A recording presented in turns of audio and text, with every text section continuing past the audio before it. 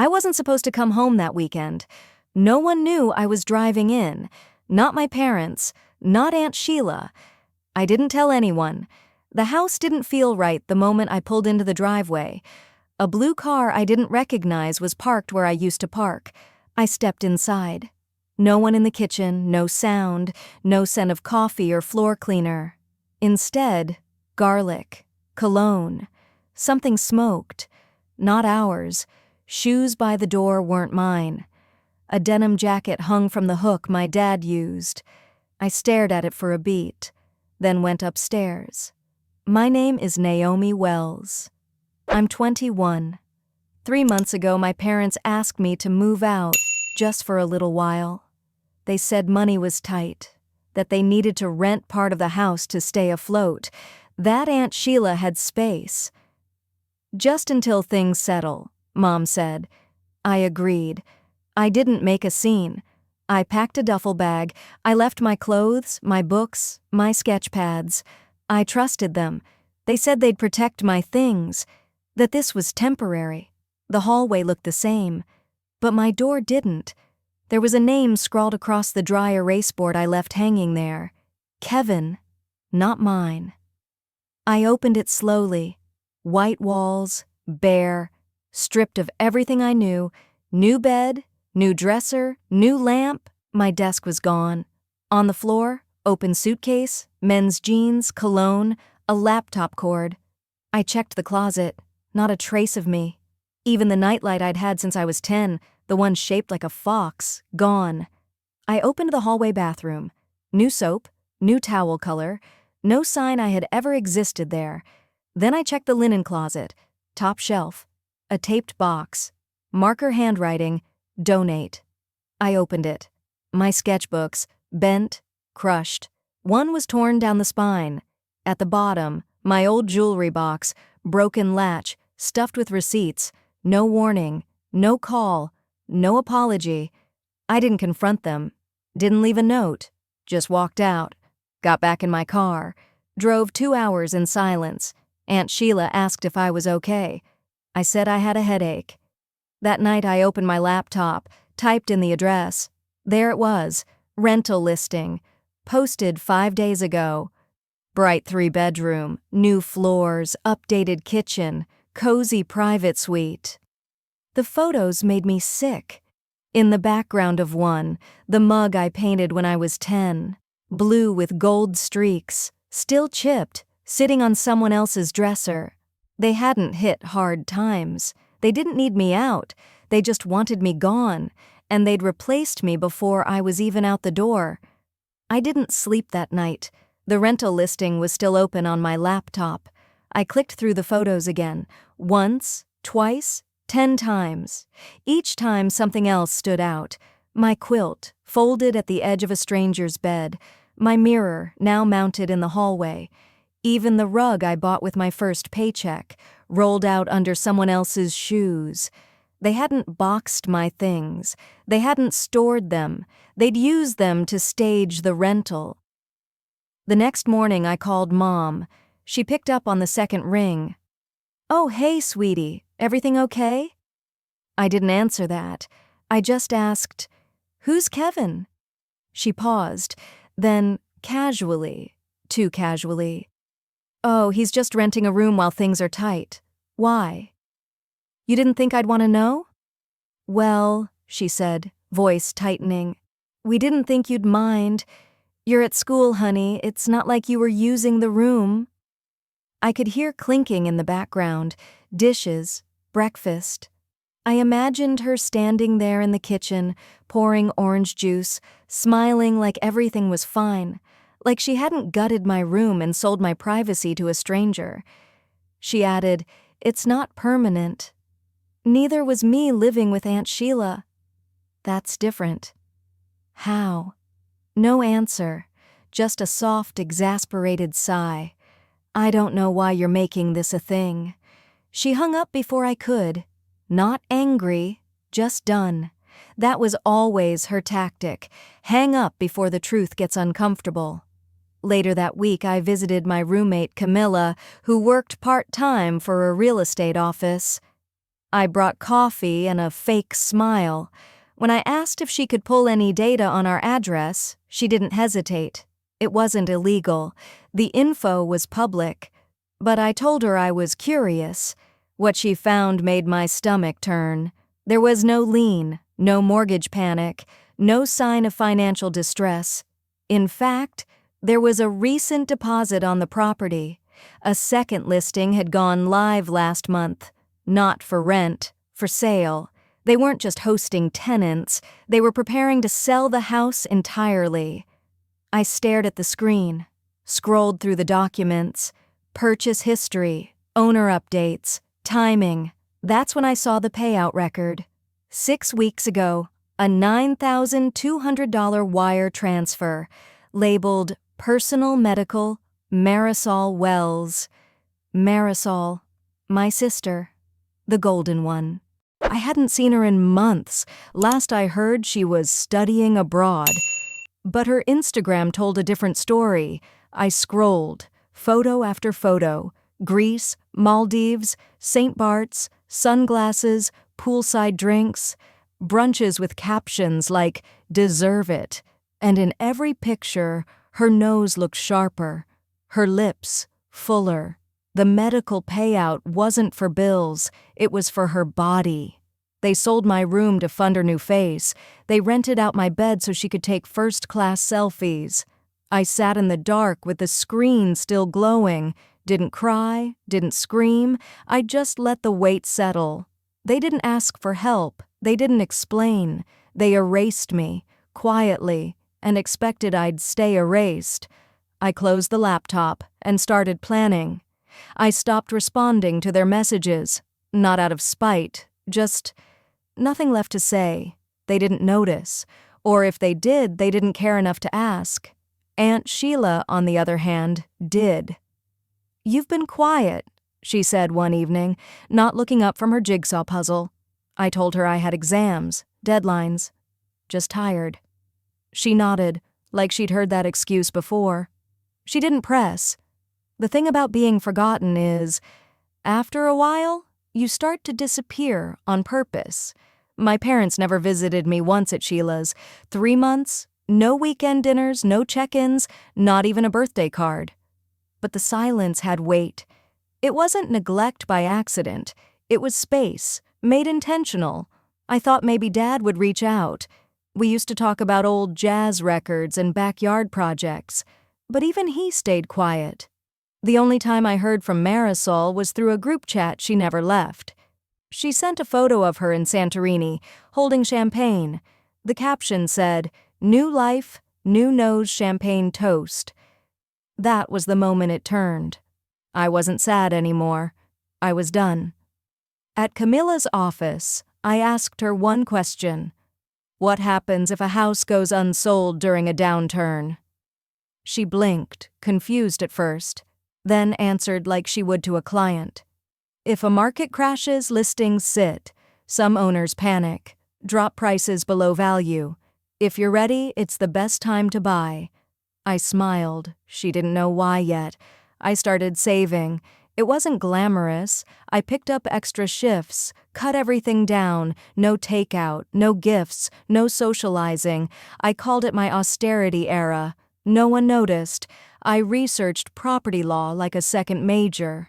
Quietly. Precisely. Turns out the house wasn't in both my parents' names anymore. 3 years ago, my mother had transferred it solely to herself, probably for tax reasons. I found the record online. That detail mattered more than she realized. The house went from for sale to price reduced in 2 months, then to accepting backup offers, then off the market, pulled. I waited, watched. And 6 weeks later, there it was again, relisted, lower. The caption changed. Owners motivated to sell. Perfect. Aunt Sheila had a friend named Paul. He was a private investor with a habit of acquiring properties under alternate LLCs. I asked her to introduce us. He was sharp, quiet, didn't ask personal questions. I gave him the listing, the down payment I had scraped together, and one instruction. Don't let them know it's me. I watched the process from the sidelines. Offer accepted, inspection passed, documents filed, and just like that, without a single conversation, call, or confrontation, I bought the house. The house closed in silence. No parade, no banners, just a final email from Paul confirming the deed was recorded and official. As of Thursday morning, 10:43 a.m., I owned the home my parents tried to erase me from. Legally, fully, quietly. They hadn't even read the offer paperwork carefully, just saw the cash and the urgency. Clean deal, the agent said in the listing update. Local buyer, no drama. Exactly. I didn't go there right away. I waited until the utility transfer hit, until the insurance paperwork cleared, until the property tax portal reflected my name. I watched as the change filtered through the system. My name slotting in where hers used to be. Marisol posted another travel reel the day after escrow closed. Dubai this time, poolside, gold dress, new lips. The caption, rich in peace. She had no idea what was coming. I didn't deliver the eviction notice by mail. I printed it myself. 2 copies, tucked in a manila envelope, and I waited until Saturday morning to deliver it in person. She opened the door in leggings and a bathrobe, holding a mug that said, "World's Okayest Mom." She blinked twice before recognizing me. "Naomi?" Her voice was too light, too casual. "I didn't know you were coming." I handed her the envelope. She looked at it like it was an Amazon return. "What's this?" "Read it." I watched as her face shifted. Line by line, the notice was written in plain English. This property is under new ownership. Your current residency is not under lease or protection. You are hereby given 30 days to vacate. She looked up. "This is a joke." "It's legal." She laughed. A short, nervous exhale. "Is this a prank? From who?" "Me." She stopped laughing. "That's not possible." "It is. You don't have that kind of money." "You didn't think I had that kind of nerve either." She stared at me like I'd stabbed her. "You're evicting your own mother?" "No," I said. "I'm evicting the woman who sold my life for your other daughter's face." Her voice cracked. "You don't understand what we were going through." "No, I do." "You just didn't think I mattered." She tried to shut the door. I blocked it with my foot. "One more thing," I said. I pulled out a second envelope. This one was thinner. She opened it reluctantly. Inside was a check. "First month's rent," I said, "for whatever place you find next." She stared down at it. "Is this meant to be kind?" "No," I said. "It's meant to be fair." She didn't beg, just closed the door and locked it. By nightfall, she'd told my father. Neither of them called. I wasn't surprised. The next day, Marisol posted a rooftop photo, cocktail in hand, soft filter, fake peace. But by morning, her stories were blacked out. Silence. A digital tantrum. Then came the call. Blocked number. I answered. "You bought the house? Are you insane?" "Hi, Marisol. You evicted Mom. I gave her 30 days. She's been crying for 2.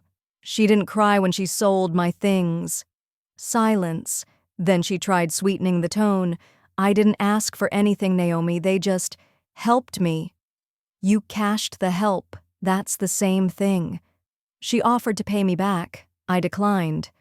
"You have handbags, not money." Then came the guilt. "This is family."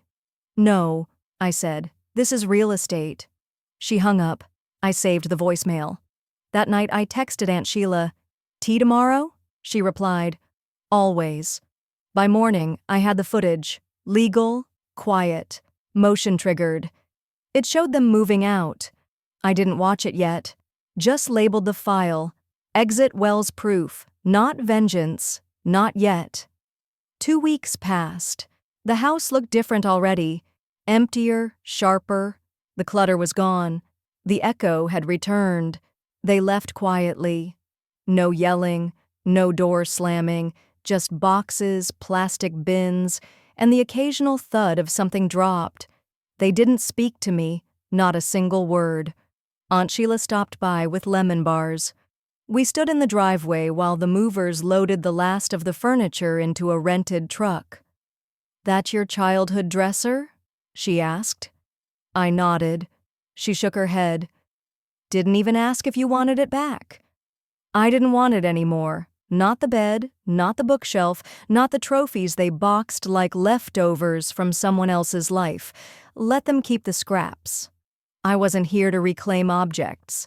I came back for something they couldn't auction, the right to say no. I posted the listing the next morning, not for resale, for rent, market rate, no emotion, no nostalgia, photos clean, description short. 3-bedroom, single-family home, freshly cleared, quiet street. I left out the history, the lies, the years spent in a room they sold behind my back. Applications flooded in, young couples, grad students, families just starting out. I picked a tenant who reminded me of myself 10 years ago, quiet, focused, polite. She didn't ask why the owners moved out so fast. She just signed the lease and showed up with boxes. She treated the home like a beginning, not a battlefield. Marisol tried one last time. A week before the first rent check arrived, she showed up unannounced. Same oversized sunglasses, same false casual tone. "I just wanted to see it one more time," she said, standing at the gate. I didn't open it. She looked over my shoulder. "You really rented it out?" "I really did." "To strangers? To someone better?" She scoffed. "You're still angry." "No," I said, "I'm still awake." She tried to smirk, but it cracked. "You think this makes you the better daughter?" "I think it makes me free." She didn't get the last word. I shut the gate gently. No slam, no drama, just finality. Inside, I opened the envelope from the tenant, first month's rent and deposit. I ran my fingers across the check. Not for the amount, for the control, for the silence, for the fact that no one else had a key to this place anymore, except me.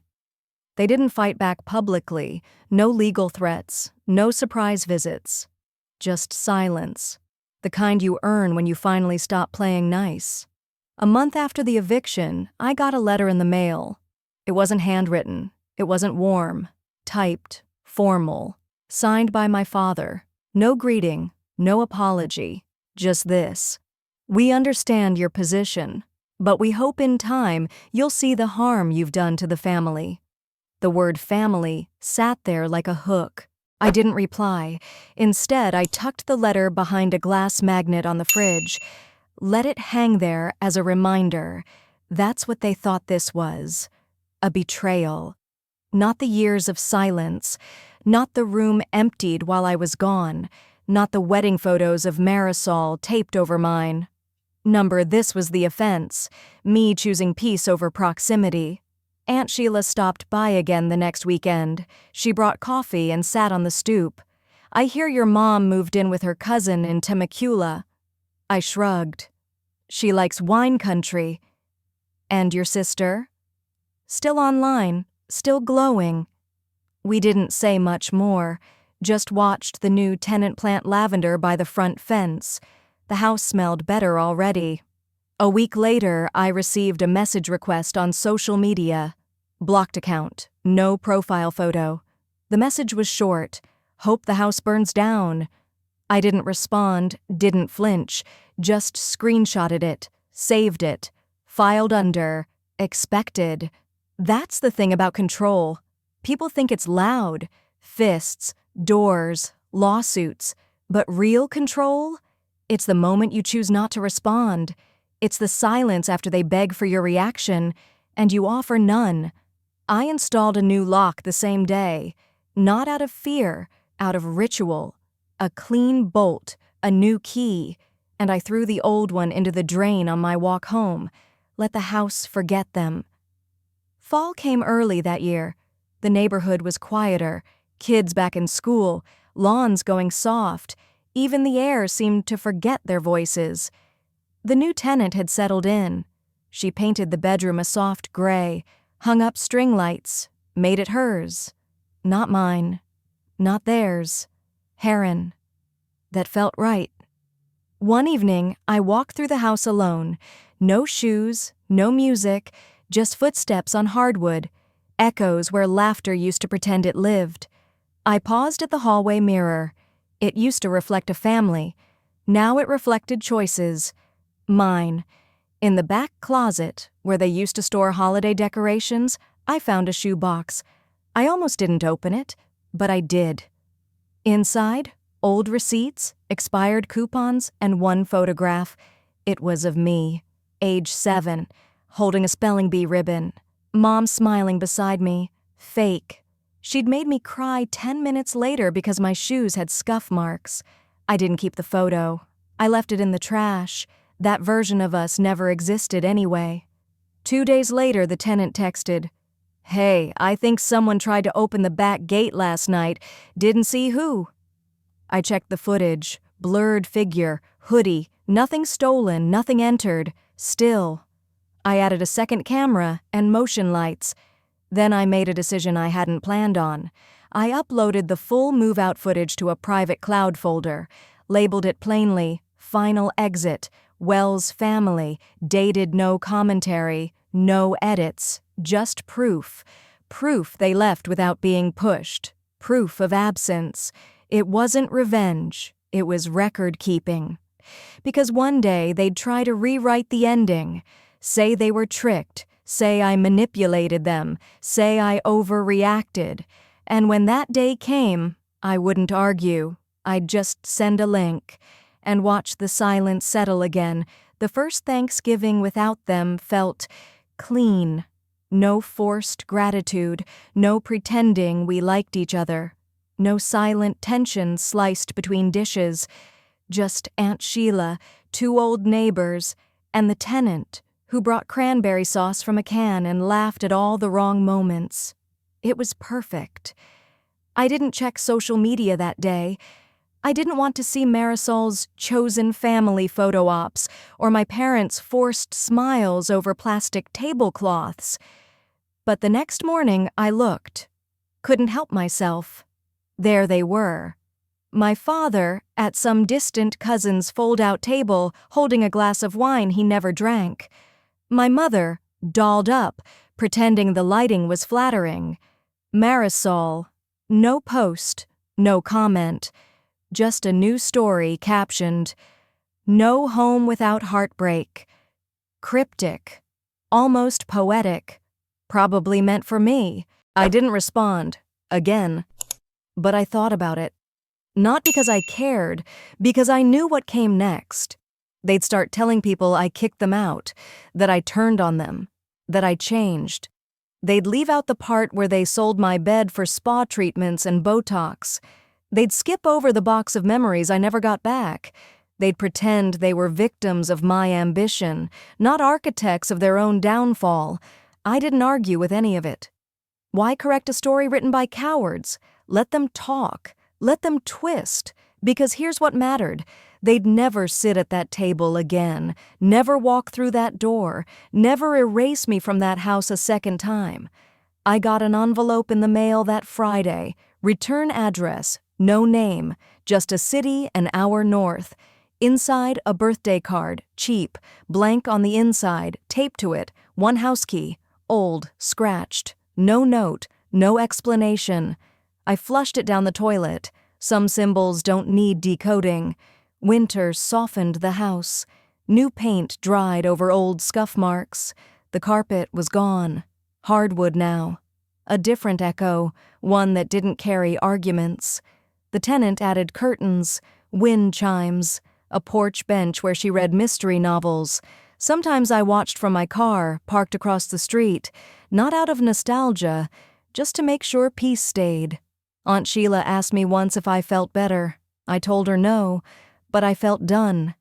There's a difference. It wasn't about revenge anymore. That came and went with the eviction letter, the lease agreement, the cold key drop. What was left wasn't fire, it was air, clean, still, undisturbed. A kind of silence you only get after being shouted over for years.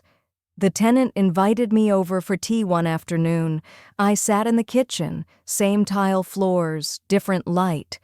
She didn't know the stories, didn't ask. She just poured jasmine tea and said, "This place feels safe, like it has a spine." I almost laughed. That's what they always hated, when I grew one. The day the final piece clicked into place was quieter than I imagined. No dramatic reveal, no screaming down the phone. Just a small article in a neighborhood newsletter. Naomi Wells named board chair for Community Housing Initiative. A photo of me, mid-speech, calm, blazer pressed. Same girl they told to wait her turn. Same girl they sent away like a burden. Now holding the keys to more homes than they'd ever walk through. The new position came with a stipend, not huge, but enough to cover a few things. One of which was a private attorney, just in case, because people like them never stay quiet forever. A month later, I heard through a distant cousin that Marisol was trying to get back in touch, that she felt sorry and wanted to talk. I said nothing. Let them guess what I'd say. Let them wonder what I remembered, what I kept, what I could prove. Some revenge is loud. Mine wasn't. Mine was the locked gate, the filed deed, the motion-triggered camera, the rent check made out to my name. It was the silence that stayed after they left, and the house that never said their names again.